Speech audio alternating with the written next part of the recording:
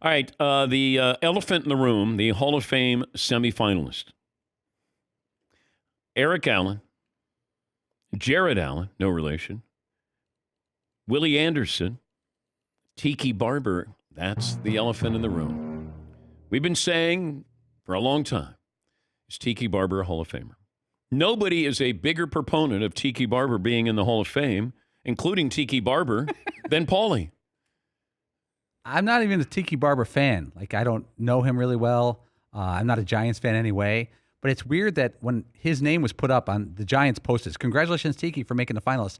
A lot of people are like, him? No way. Not a chance. He's not even really that close. He's a very polarizing person. I don't think people like him. Well, that shouldn't factor in. Right. It shouldn't factor in. But his career, if you look at his last 7 years, is unbelievable. I think he retired, then they won the Super Bowl. True, but it's an individual award. Here's the thing. I think Tiki Barber suffers from a couple things. He started his career as like a third down back out of Virginia, not very famous, even though he played in New York. Yeah. He eased into his career. He was not the starting running back until his fourth year in the league. But his last 5 years are as good as any running back's 5 years, including, like, his best 5 years are way better than Terrell Davis's best 5 years, noticeably. But Terrell Davis won a Super Bowl, was an MVP, had, 2,000 yards. Yeah. Well, there have been 7 running backs in NFL history with 10,000 yards plus and 500 plus receptions. Okay. Tiki's one of them. All right. There have been 3 running backs in history with 2,000 yards or more in a season, scrimmage yards, 3 or more times. Tiki's one of them. London Fletcher, linebacker, Dwight Freeney, Antonio Gates, Eddie George, James Harrison, Rodney Harrison, Devin Hester, Torrey Holt, Andre Johnson, Robert Mathis, Julius Peppers, Steve Smith Sr., Fred Taylor, Hines Ward, Ricky Waters, who I've been saying for over a decade is a Hall of Famer. He was the first running back who was 10,000 yards and, 500 catches. Ricky Waters, if you're going to put in Tiki Barber, Ricky Waters was the precursor to all of these running backs. Yeah, Fred Taylor and Tiki and Ricky Waters are right in that mix with yardage and receptions. Reggie Wayne is in there, Vince Wilfork, Patrick Willis, and Darren Woodson. You can go through this list and you go, yeah. But I don't know what the voters are looking at where you go, okay, that stands out. That guy's a Hall of Famer. That guy, something different. Like I could go down the list here and just go, all right, is Eric Allen a Hall of Famer? Feels like it. Is Jared Allen a Hall of Famer? Feels like it. Willie Anderson was with the Bengals, Ravens tackle. Not quite sure. Tiki Barber, sure. Anquan Bolden, sure. London Fletcher, sure. Dwight Freeney, yeah. Antonio Gates, sure. Eddie George, maybe. James Harrison, sure. Rodney Harrison, yes. Devin Hester, yes. Torrey Holt, Andre Johnson, yeah. Robert Mathis. Like, you can just keep going and you can say yes. It's just, what are they looking at that is going to differentiate themselves from each other? Yes, Eaton. See, I almost feel like you did it right there, because this is without a doubt the most complete Hall of Very Great list. Mm-hmm. But then how do you separate the Hall of Famers out? And I think you almost subconsciously did it there, because there were some people that you said yes, and a bunch of other people that you were like, sure. Yep. Like, is he a Hall of Famer? Sure. Is he? Yes. Sure. Sure. Yes. Yes. Sure. But the list, it's all great players. Like, I love Anquan Bolden. He was one of my favorite wide receivers to watch. That dude was an absolute boss. Yeah. I don't know if he's going to be a Hall of Famer, though. But, man, was he a great wide receiver. Well, I could see all of these guys being Hall of Famers, but I don't know what the voters are going to look at. Like Hines Ward, he's a Hall of Famer to me. Ricky Waters, just because of his versatility. Reggie Wayne felt like he was always kind of lost in the shadow of Marvin Harrison. Vince Wilfork, I mean, he was a beast up there. Patrick Willis, I think Patrick Willis is going to get in the Hall of Fame. That's wild. He was great for the Niners. Darren Woodson with the Cowboys, he's been close a couple times.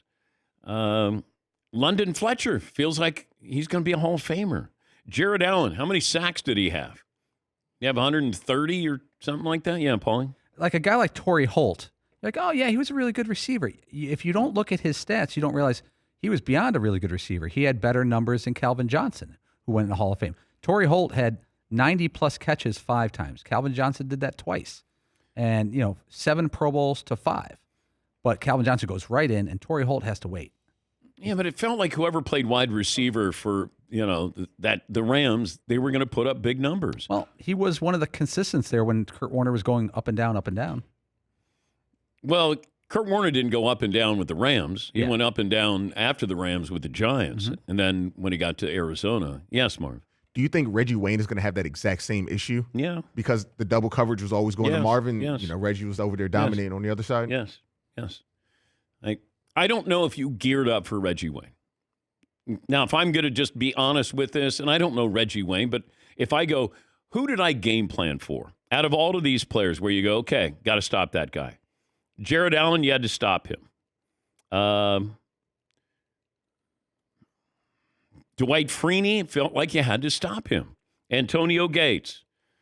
Devin Hester.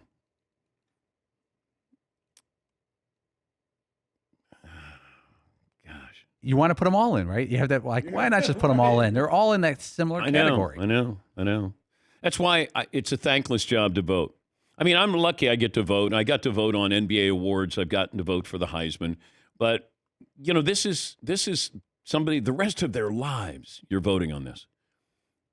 You're going to be a Hall of Famer. I'm just voting, the Heisman's a big deal, but there's so many people voting on that. It's a really small room voting for the Pro Football Hall of Fame. And I don't envy them. It sounds like, man, you get to change somebody's life. Yeah, you can change it in a negative way, too. Yeah, Marv. I feel like Dwight Freeney would be one of those guys that could really use a letter from Tom Brady. Yes. Like Jason Taylor got that. Because, look, Tom Brady, I'm sure, was looking over his shoulder for number 93 when the Colts and the Patriots were going at in the playoffs all those years. That's a good point. Yeah. What did Jared Allen end up with? How many sacks? They have 140? Something crazy like that. Antonio Gates, even with the suspension for PEDs. Jared Allen, how many, Marv? 136. Okay.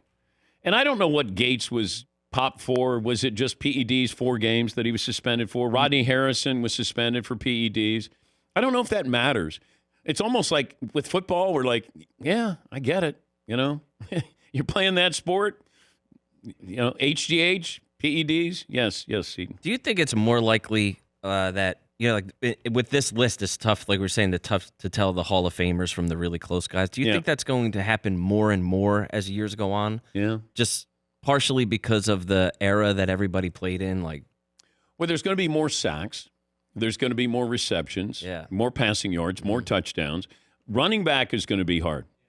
Running back, that is going to be is Christian McCaffrey going to be a Hall of Famer? Is Derrick Henry going to be a Hall of Famer? Who else would be on that list where you go, that running back is going to be a Hall of Famer? Marv? I think the only guy right now that's a surefire Hall of Famer is Adrian Peterson.